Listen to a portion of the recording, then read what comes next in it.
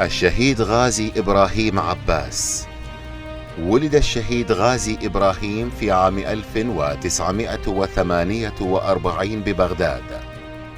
أكمل دراسته الابتدائية والتحق بالخدمة العسكرية. واعتقل الشهيد غازي من قبل نظام البعث السابق عام 1980 بعد أن هجرت عائلته. تعرض للتعذيب بالمواد الكيميائية والجرثومية دون أن يعرف التهمة الموجهة إليه أو الذنب الذي ارتكبه. آخر زيارة لذوي الشهيد كانت في عام 1986،